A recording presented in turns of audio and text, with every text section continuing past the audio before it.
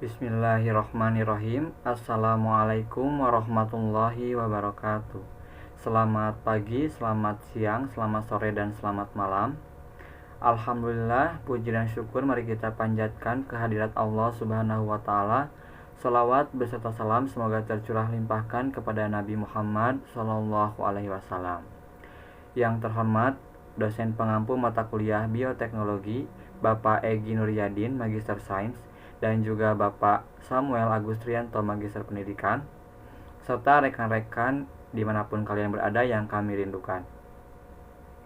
Di sini kami dari kelompok 6 akan membahas mengenai materi memperbaiki tanaman panen dengan memasukkan gen terisolasi.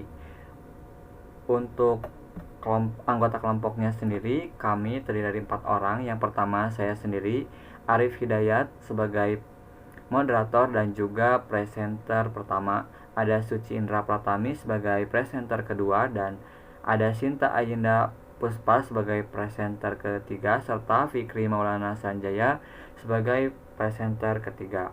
Mari kita langsung kepada materi. Nah, sebelum kepada poin bahasan, di sini saya akan bertanya kepada rekan-rekan sekalian. Pada layar sudah terdapat beberapa gambar.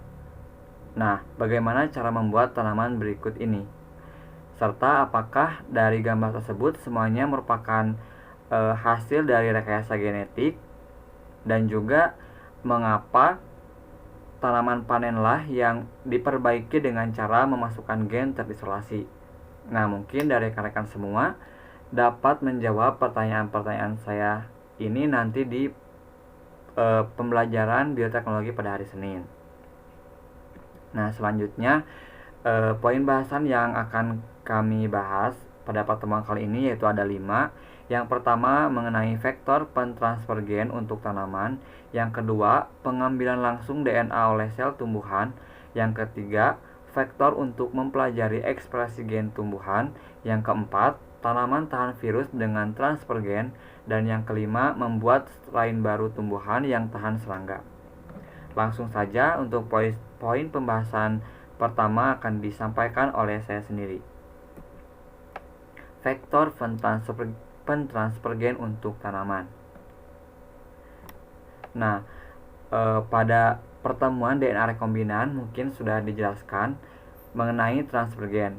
Tapi di sini saya mengulas kembali karena tema bahasan kita yaitu mengenai tumbuhan. Jadi, transfer gen pada tumbuhan yaitu suatu proses penyisipan gen asing pada suatu spesies tumbuhan, baik gen dari spesies tumbuhan yang berbeda maupun dari makhluk hidup lainnya, seperti gen yang berasal dari hewan, bakteri, virus, dan lain-lain.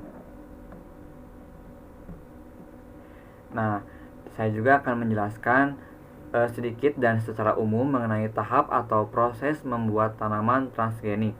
Yang pertama yaitu identifikasi dan pencarian gen yang akan menghasilkan sifat tertentu yang kita inginkan, misal bisa dari hewan, tanaman lain, dan juga bakteri atau virus, kamil atau kapang juga bisa.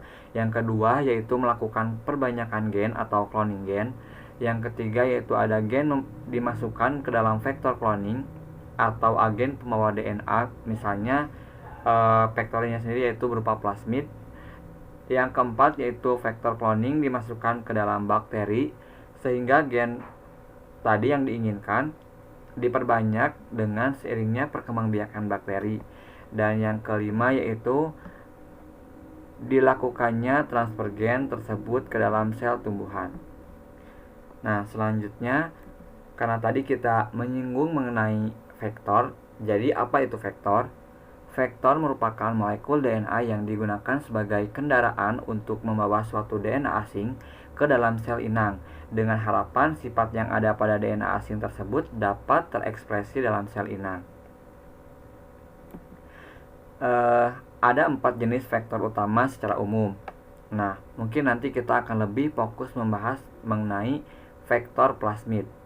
Tetapi perlu diketahui juga selain plasmid juga yaitu ada plasmid, ada virus, dan juga ada kromosom buatan. Langsung saja mengenai plasmid. Nah, di sini saya memiliki gambar mengenai sel bakteri yang mana terdapat DNA kromosom dan juga ada plasmid. Nah, plasmid sendiri yaitu molekul DNA sirkular atau lingkaran tertutup ekstra kromosomal kecil di dalam sel yang secara fisik terpisah dari DNA kromosom dan dapat bereplikasi secara independen. Nah, di sini ada DNA kromosom secara keseluruhan dan di sini ada DNA yang terpisah dari DNA kromosom yang disebut plasmid. Nah, dapat disimpulkan mengenai ciri-ciri plasmid yaitu berbentuk lingkaran tertutup dan untaiannya ganda atau double stranded. Yang kedua, dapat melakukan replikasi sendiri di luar kromosom inti. Nah, digambarkan dengan di sini ada beberapa plasmid yang artinya plasmid dapat bereplikasi. Yang ketiga, terdapat di luar kromosom yang mana ini kromosom intinya dan ini berupa kromosom yang terpisah atau DNA yang terpisah dari kromosom inti. Nah, yang keempat yaitu secara genetika dapat ditransfer secara stabil. Selanjutnya ada komponen plasmid secara umum. Nah, yang pertama ada asal replikasi atau yang biasa disebut original of replication. Nah, ori itu berupa urutan DNA yang memungkinkan inisiasi replikasi dalam plasmid dengan merekrut protein mesin transkripsi. Selanjutnya ada gen pelawan antibiotik atau antibiotik resistant gen, yaitu daerah yang memungkinkan pemilihan bakteri yang mengandung plasmid. Ada juga multiple cloning site atau yang biasa disebut MCS, yaitu segmen pendek DNA yang berisi beberapa situs restriksi yang memungkinkan penyisipan DNA yang mudah dalam ekspresi plasmid. MCS seringkali berada pada atau dekat dari promotor. Selanjutnya ada gen promotor atau fragmen DNA lainnya dan juga ada wilayah promotor. Wilayah promotor mendorong transkripsi gen target, komponen vital untuk vektor ekspresi dan menentukan jenis sel gen mana yang diekspresi dalam jumlah protein rekombinan yang diperoleh. Ada marker yang dapat dipilih atau selectable marker, yaitu gen resistensi antibiotik yang memungkinkan untuk seleksi pada bakteri. Namun, banyak plasmid juga memiliki penanda yang dapat dipilih untuk digunakan dalam jenis sel lainnya. Selanjutnya ada situs pengikat primer atau primer site, yaitu urutan DNA untai tunggal pendek yang digunakan sebagai titik inisiasi untuk amplifikasi atau sequencing PCR. Selanjutnya ada jenis plasmid berdasarkan tujuan penggunaannya. Nah, yang sering kita dengar atau yang kita ketahui yaitu TI plasmid atau tumor inducing plasmid. Jadi sebenarnya plasmid ini terdapat di beberapa organisme, umumnya yaitu bakteri. Nah, seperti contohnya plasmid TI ini terdapat pada Agrobacterium tumefaciens. Nah, TI plasmid ini biasanya digunakan sebagai vektor untuk eukariotik, sementara PUC19 dan juga PBR322 ini digunakan sebagai vektor pada prokariotik. Selanjutnya, agar dapat digunakan sebagai vektor, plasmid harus memiliki syarat-syarat diantaranya sebagai berikut. Yang pertama, ukurannya relatif kecil dibandingkan dengan pori dinding sel inangnya. Yang kedua, mempunyai sekurang-kurangnya 2 gen marker yang dapat menandai masuk tidaknya plasmid ke dalam sel inang. Yang ketiga, mempunyai tempat pengenalan restriksi sekurang-kurangnya di dalam salah satu marker yang dapat digunakan sebagai tempat penyisipan fragmen DNA asing. Dan yang keempat, memiliki titik awal replikasi sehingga dapat melakukan replikasi dalam sel inang. Selanjutnya, Plasmid TI adalah vektor alamiah yang digunakan untuk mentransfer DNA ke dalam sel tanaman. Jadi di sini akan lebih menjelaskan mengenai TI plasmid. Nah, TI plasmid sendiri terdapat 5 kompleks gen, yaitu tDNA atau bagian yang ditransfer dan menyatu dengan genom tanaman. Ada gen virulen atau virulence region yang terdiri dari 50 kilobasa untuk mengatur proses transfer tDNA ke dalam DNA tanaman. Ada gen TRA atau TRB yang mengatur perpindahan plasmid TI antibakteri. Ada bagian yang mengatur sistem replikasi plasmid dan bagian yang menyandikan molekul opin.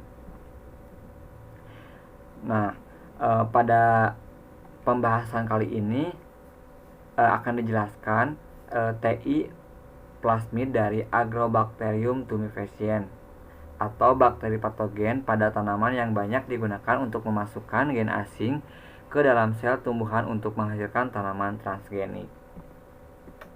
Selanjutnya, poin bahasan pengambilan langsung DNA oleh sel tumbuhan. Nah, maksud dari poin bahasan tersebut yaitu membahas mengenai teknik atau cara transfer gen pada tanaman. Perlu diketahui, teknik tersebut terdapat dua, yaitu secara langsung dan secara tidak langsung. Nah, untuk secara langsung, yang pertama yaitu particle bombardment, atau yang sering disebut dengan gen gun. Jadi, prinsip dan metode ini adalah penembakan DNA coated secara langsung ke dalam sel atau jaringan tanaman.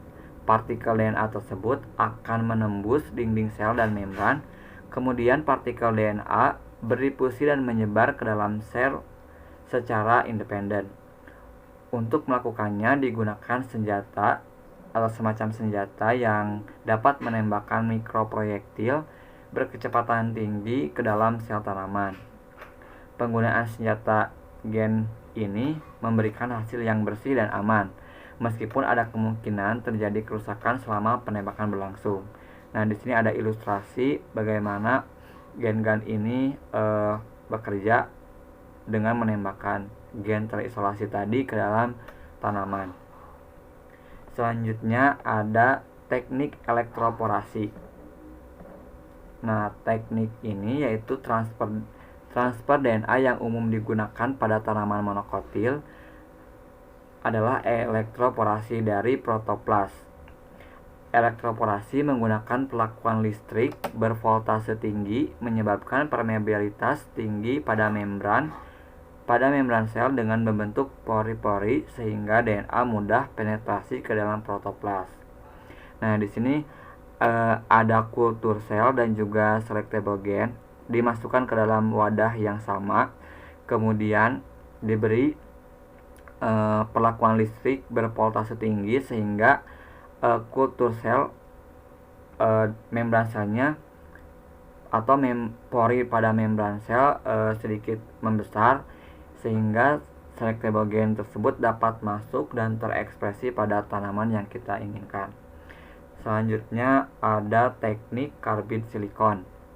Nah, karbid silikon, teknik ini suspensi sel tanaman yang akan ditransformasi dicampur dengan serat karbid silikol dan DNA plasmid dari gen yang diinginkan. Kemudian dimasukkan ke dalam tube atau tabung Eppendorf, kemudian dicampur dan diputar menggunakan vortex. Nah, fungsi dari serat silikon karbid ini sebagai jarum injeksi mikro atau microinjection untuk memudahkan perpindahan DNA ke dalam sel tanaman. Nah, ini ada tabung semua bahan DNA yang diinginkan, karbid silikon dan target sel dimasukkan kemudian diputar menggunakan vortex dengan harapan si karbid silikon ini berfungsi sebagai mikroinjeksi yang mana DNA dapat masuk ke dalam sel target. Kemudian ada teknik atau cara transfer gen pada tanaman secara tidak langsung. Nah, untuk Teknik ini akan dibahas dan dicontohkan secara langsung oleh rekan saya nanti. Pada intinya, teknik ini menggunakan vektor Agrobacterium tumefaciens, atau yang lebih tepatnya menggunakan plasmidnya, yang mana nanti gen yang akan diinginkan terekspresi pada tumbuhan dimasukkan terlebih dahulu atau direkombinankan dengan plasmid yang terdapat pada bakteri Agrobacterium ini. Nah, mungkin lebih jelasnya nanti akan dijelaskan. Nah, mungkin sekian yang dapat saya sampaikan. Untuk materi selanjutnya mengenai vektor untuk mempelajari ekspresi gen tumbuhan akan dijelaskan oleh rekan saya, Suci. Kepada Suci disilahkan. Materi selanjutnya mengenai vektor untuk mempelajari ekspresi gen tumbuhan. Apa itu ekspresi gen? Ekspresi gen biasanya disebut sebagai rangkaian proses penerjemahan informasi genetik menjadi protein, dan lebih jauh lagi menjadi fenotip. Penanda genetik yang digunakan dalam transformasi sel tanaman. Penanda genetik merupakan bagian DNA vektor yang sangat penting dalam proses transformasi sel tanaman, karena digunakan untuk menentukan tingkat keberhasilan pemasukan DNA ke dalam sel atau jaringan tanaman.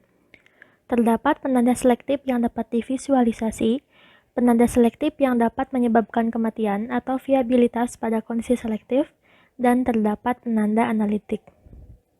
Penanda genetik yang sering digunakan adalah penanda selektif yang dapat membedakan antara sel jaringan yang mengalami transformasi dengan yang tidak.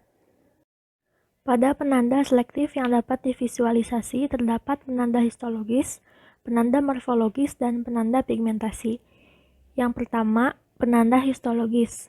Beberapa penanda genetik yang digunakan dalam transformasi sel tanaman dapat menghasilkan kenampakan yang dapat dilihat secara visual. Penanda semacam ini dapat divisualisasikan dengan melakukan pengecatan jaringan tanaman. Contohnya, gen yang dapat digunakan misalnya gen LAC-Z yang berasal dari bakteri Escherichia coli.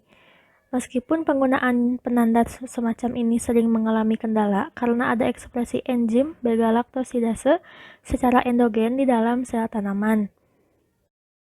Lalu, penanda morfologis merupakan penanda genetik yang jika diekspresikan dapat menyebabkan perubahan morfologis pada jaringan tanaman yang ditransformasi. Contohnya, suatu gen yang diisolasi dari bakteri pembentuk tumor dapat menyebabkan perubahan morfologis berupa pembentukan tumor pada tanaman. Penggunaan gen yang mengkode fitokrom dan diekspresikan secara berlebih juga dapat digunakan sebagai penanda morfologis karena ekspresi gen semacam ini menyebabkan efek kerdil. Kemudian, penanda pigmentasi. Penanda pigmentasi adalah penanda genetik yang dapat menyebabkan terjadinya perubahan warna pada tanaman yang ditransformasi.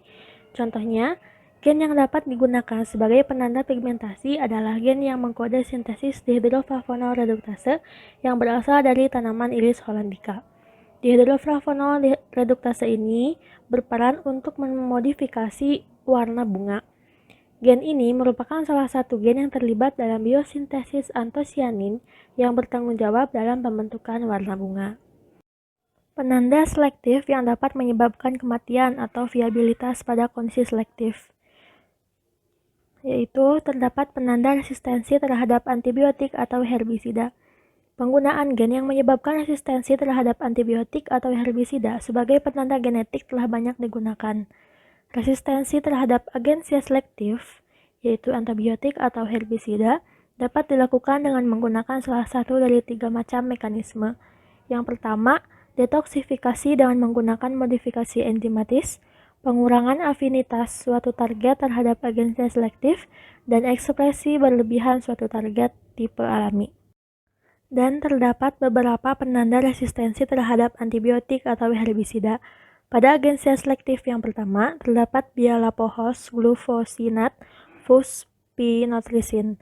Dengan penanda selektif, glutamin sintase atau GS, glutamat amonia ligase, pospinotrisin asetil transferase atau PAT, yang bersumber dari Medicago sativa, Streptomyces hygroscopicus, dan Streptomyces viridochromogenes. Begitupun pada agen sel selektif berikutnya dapat dilihat pada tabel ini. Kemudian terdapat penanda analitik. Penanda analitik adalah penanda genetik yang digunakan untuk mengkuantitaskan ekspresi gen asing pada tanaman. Dalam hal ini, gen asing difusikan atau disambung dengan suatu gen reporter yang akan mengekspresikan suatu protein atau enzim yang dapat diuji. Dengan adanya ekspresi reporter tersebut, menandakan adanya gen asing yang terdifusi dengan gen reporter. Penggunaan gen reporter semacam ini memudahkan analisis ekspresi gen yang disisipkan dari luar, khususnya jika terdapat ekspresi gen bawaan yang memang sudah ada di dalam genom sel atau jaringan tersebut. Ekspresi gen asing dalam suatu tanaman transgenik dapat dianalisis secara in vitro, di antaranya yang pertama terdapat uji enzimatik. Dalam sistem uji enzimatik, ekspresi suatu gen asing pada tanaman dianalisis dengan mengukur aktivitas produk ekspresi gen reporter yang berupa enzim. Uji enzimatik dapat dilakukan dengan menggunakan metode kolorimetri, fluorometri, dan luminometri. Aktivitas enzim tersebut dikuantifikasi dengan menambahkan suatu substrat yang dapat diubah oleh aktivitas katalik enzim tersebut menjadi suatu produk. Sebagai contoh, aktivitas enzim protease diuji dengan menambahkan suatu protein yang dapat didegradasi oleh enzim tersebut menjadi peptida. Jumlah peptida yang terbentuk selanjutnya dianalisis untuk memperoleh gambaran aktivitas proteolik enzim tersebut. Dan untuk gambar pada uji enzimatik ini, saya mengalami kesulitan sehingga belum menemukan gambar yang memang menggambarkan uji enzimatik ini. Kemudian yang kedua terdapat uji aktivitas protein pada gel. Uji aktivitas protein pada gel adalah suatu metode analisis suatu enzim dengan mengukur aktivitas pita protein enzim yang muncul pada suatu gel. Protein-protein hasil ekspresi gen pada suatu jaringan tanaman dapat dianalisis dengan cara melakukan elektroforesis pada gel poliakrilamid.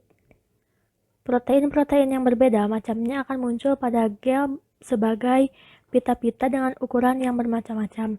Pita protein yang muncul pada gel selanjutnya dapat dianalisis aktivitas enzimatiknya. Kemudian, yang ketiga terdapat uji imunokimia. Uji imunokimia ini masih berhubungan dengan uji aktivitas protein pada gel. Tidak semua protein asing yang diekspresikan pada tanaman transgenik merupakan enzim yang dapat dianalisis aktivitasnya secara enzimatik, sehingga dapat dilakukan dengan cara teknik ELISA. Teknik ELISA digunakan untuk mendeteksi keberadaan antigen dalam sampel. Antigen diimobilisasi ke sumur plat dengan adsorpsi, atau ditangkap dengan antibodi spesifik antigen terikat. Antibodi pendeteksi kemudian ditambahkan membentuk kompleks dengan antigen. Antibodi pendeteksi dapat dihubungkan secara kovalen ke suatu enzim, atau dideteksi sendiri oleh antibodi yang terkait dengan enzim. Substrat enzim kemudian ditambahkan ke dalam sumur menghasilkan sinyal yang terlihat dan berkolerasi dengan jumlah antigen dan diukur dengan spektrofotometer. Kemudian, teknik yang kedua yaitu teknik immunoblotting. Pada tahap pertama immunoblotting, protein yang diinginkan dipisahkan dari sampel secara elektroforesis. Dalam elektroforesis ini menimbulkan protein negatif dan protein positif. Protein yang telah bermuatan negatif akan bergerak dari kutub negatif menuju kutub positif.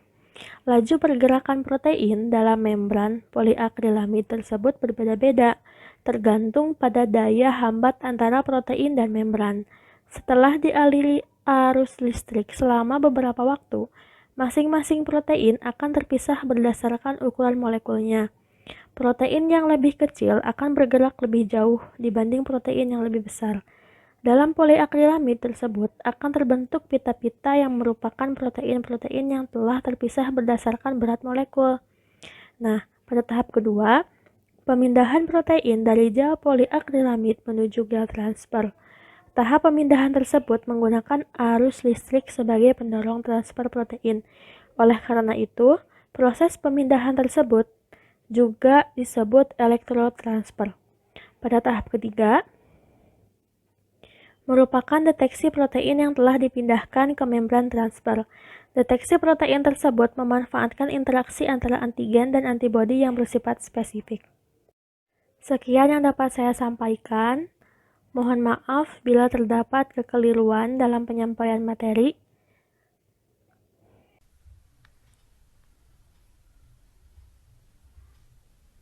Materi selanjutnya yaitu mengenai tanaman tahan virus dengan transfer gen. Sebelum mengetahui apa itu tanaman tahan virus dengan transfer gen, kita harus mengetahui dulu mengenai tanaman transgenik. Jadi, tanaman transgenik ini adalah tanaman yang telah disisipi atau memiliki gen asing dari spesies tanaman yang berbeda atau makhluk hidup lainnya. Nah, untuk tujuan tanaman transgenik ini sendiri yaitu bertujuan untuk mendapatkan tanaman dengan sifat-sifat yang diinginkan. Nah, misalnya pembuatan tanaman yang tahan suhu tinggi, suhu rendah, kekeringan, resisten terhadap organisme pengganggu tanaman, serta kuantitas dan kualitas yang lebih tinggi dari tanaman alami. Nah, beberapa contoh tanaman transgenik di dunia yaitu ada padi, sifat yang telah dimodifikasi yaitu mengandung provitamin A, beta-karotena dalam jumlah tinggi. Nah, modifikasinya yaitu gen dari tumbuhan narsis, jagung, dan bakteri Erwinia disisipkan pada kromosom padi. Selanjutnya yaitu jenis tanaman jagung kapas kentang. Sifat yang telah dimodifikasi yaitu tahan resisten terhadap hama. Nah, modifikasinya gen toksin Bt dari bakteri Bacillus thuringiensis ditransfer ke dalam tanaman. Selanjutnya yaitu jenis tanaman prem atau plum. Sifat yang telah dimodifikasi yaitu resisten terhadap infeksi virus cacar prem atau plum pox virus. Nah, modifikasinya gen selubung virus cacar prem ditransfer ke tanaman prem. Selanjutnya yaitu jenis tanaman melon.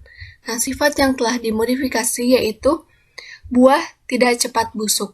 Nah, modifikasinya gen baru dari Bacteriophage T3 diambil untuk mengurangi pembentukan hormon etilen atau hormon yang berperan dalam pematangan buah di melon. Nah, selanjutnya yaitu tanaman tahan virus dengan transfer gen. Nah, menghasilkan strain tanaman baru yang ketahanannya bertambah terhadap infeksi penyakit merupakan tujuan utama pada pemulihan tanaman yang dapat dilakukan dengan metode transfer gen. Nah, tahapan awal dari serangkaian proses panjang perakitan tanaman tahan virus adalah tersedianya sumber gen yang membawa karakter ketahanan itu sendiri.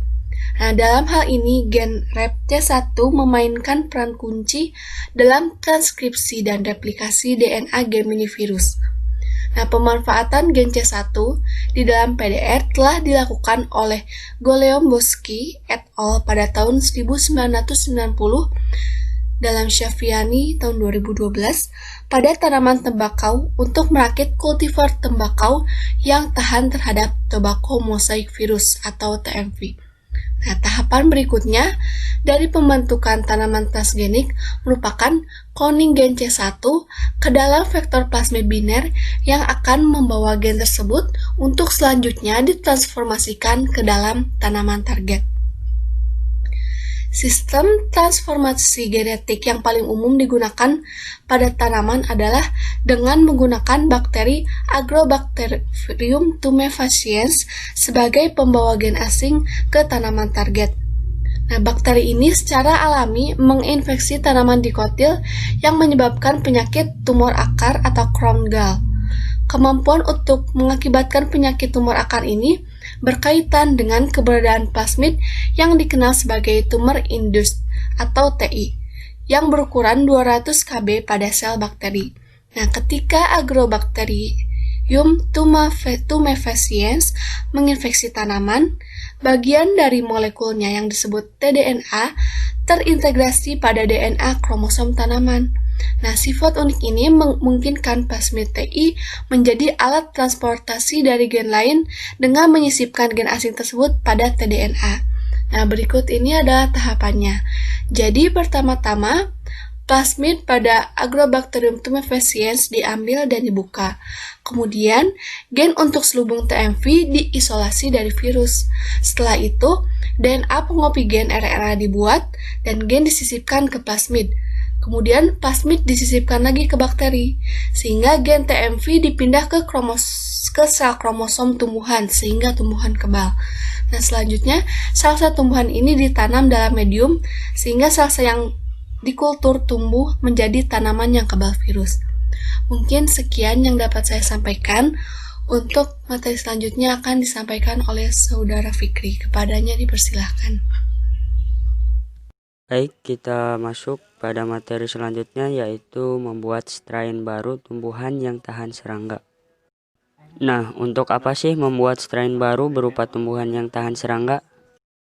Sebelumnya kita ketahui bahwa strain adalah varian genetik. Nah, di mana tanaman transgenik diperoleh dengan menyisipkan gen-gen tertentu.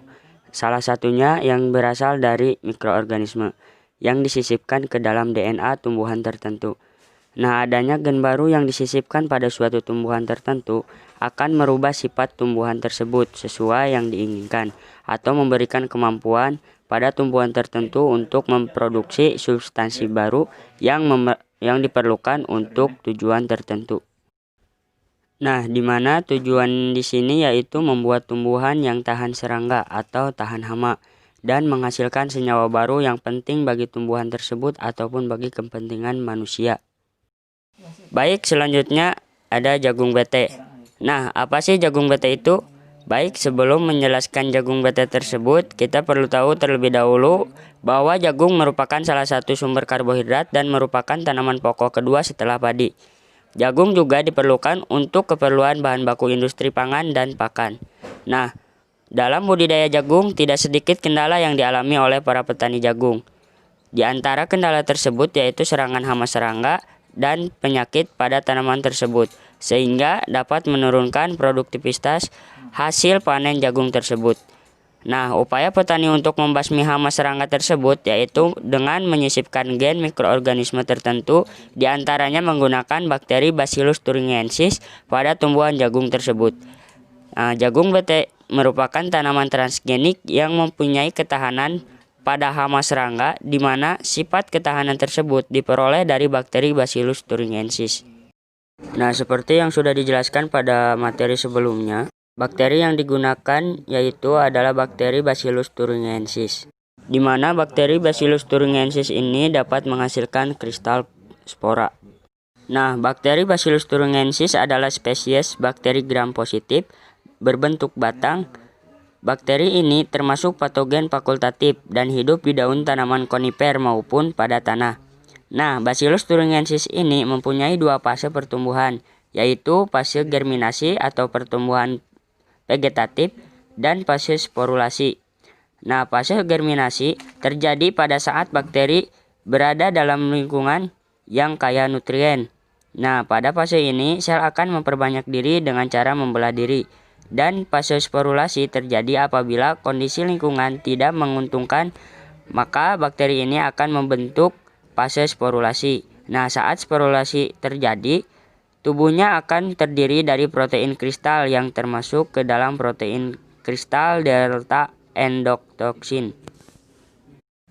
Nah, pada fase sporulasi bakteri ini akan membentuk endospora yang resisten terhadap kondisi lingkungan yang buruk, seperti kekeringan dan suhu tinggi hingga 80 derajat Celcius. Namun spora ini akan mengalami fase germinasi lagi apabila berada pada lingkungan yang mendukung. Baik, sekarang kita masuk pada mekanisme kerja kristal protein dari bakteri Bacillus thuringiensis. Nah, di mana ulat yang terinfeksi toksin kristal spora bakteri Bacillus thuringiensis dapat menyebabkan ulat mati. Nah, tadi sudah dijelaskan bahwa bakteri Bacillus thuringiensis mempunyai dua fase hidup, yaitu fase germinasi dan fase sporulasi. Nah, dapat dilihat pada gambar, mekanisme ini diawali dengan bakteri berbentuk kristal spora, di mana bakteri yang berbentuk kristal spora ini mengandung toksin atau lebih spesifiknya adalah delta endotoksin yang apabila dimakan oleh serangga dapat membunuh serangga tersebut. Nah, kristal spora sekaligus kristal protein Y endotoksin inilah penyebab utama kematian serangga tersebut. Protein kristal yang dihasilkan oleh Bacillus thuringiensis merupakan toksin yang sebenarnya timbul setelah adanya proteolisis di dalam saluran pencernaan serangga. Nah, kristal protein yang masuk ke dalam saluran pencernaan yang rentan terhadap toksin akan berubah menjadi aktif setelah melalui serangkaian proses. Pertama, kristal protein ini akan larut ketika masuk ke dalam cairan usus tengah serangga yang bersifat basah. Nah, kemudian dalam bentuk protoksin, kristal protein akan terurai oleh enzim protease di dalam usus tengah serangga. Nah, setelah itu fragmen usus tengah yang beracun tersebut terikat pada reseptor khusus berupa enzim protease yang terdapat pada membran sel epitelium usus tengah. Nah, selanjutnya ikatan reseptor fragmen usus tengah yang beracun akan menyebabkan kerusakan pada epitelium usus tengah. Nah, sehingga permeabilitas sel berubah dan mengganggu transfer ion Na+ dan K+ pada epitelium usus tengah bakteri. Terakhir, sel epitelium usus tengah yang mengalami kebocoran akan mempermudah masuknya spora Bacillus thuringiensis dan bakteri lain yang ada di saluran pencernaan ke dalam rongga tubuh serangga. Gejala awal dari infeksi Bacillus thuringiensis adalah berhubungan dengan perilaku makan dan metabolisme. Larva yang terinfeksi akan terlihat kehilangan nafsu makan, diare, paralisis saluran pencernaan, dan regurgitasi. Selanjutnya menjadi lemah, tidak mengadakan respon terhadap iritasi, terus kejang-kejang dan gerakan menjadi tidak teratur. Di mana toksin aktif mengikat reseptor protein pada membran sel epitel usus serangga, kemudian toksin akan masuk ke dalam sitoplasma sel yang menyebabkan serangga tersebut kehilangan ATP sel dan serangga tersebut akan mati. Nah, selanjutnya kita masuk pada dampak dari bakteri Bacillus thuringiensis, di mana bakteri ini menguntungkan dan ada kelemahannya juga. Nah, untuk keuntungannya yaitu efek toksin dari bakteri Bacillus thuringiensis ini bersifat terbatas. Nah, pada serangga yang rentan saja, tidak dengan serangga yang lain-lainnya. Tidak sama dengan insektisida kimiawi, di mana penggunaan insektisida kimiawi dalam bidang pertanian secara terus-menerus akan menimbulkan dampak negatif, yaitu terjadinya resistensi vektor atau serangga hama. Nah, adapun untuk kelemahannya yaitu dari penggunaan bakteri Bacillus thuringiensis ini harganya yang cukup mahal dan mudah rusak juga. Barangkali itu saja yang dapat kelompok kami sampaikan. Mohon maaf apabila banyak kesalahan. Silahkan bagi rekan-rekan apabila ada yang ingin bertanya langsung saja boleh personal chat. Billahi taufiq wal hidayah. Wassalamualaikum warahmatullahi wabarakatuh.